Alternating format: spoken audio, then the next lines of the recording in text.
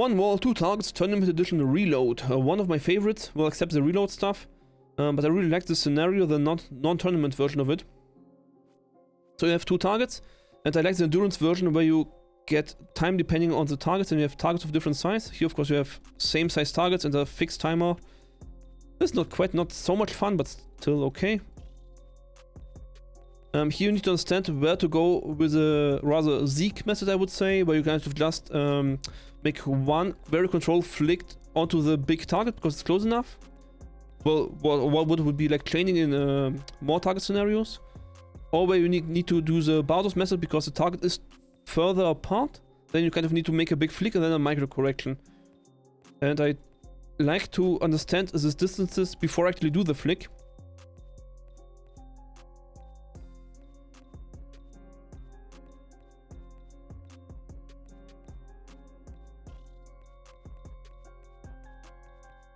And I will redo this one because I was slower than I could have been. So my technique looked still too clean. I know it wasn't clean, but I want it to be even more unclean. So I want to go into a speed where it's really hard for me to keep it correct. So it's really difficult for me to have good technique. So I just force myself to need to force myself harder to get a good technique. And so I just go for a speed that's challenging yourself. Don't be content with the speed you can do. Try to do at a speed which you cannot do. Force your brain to really adapt to the higher speed.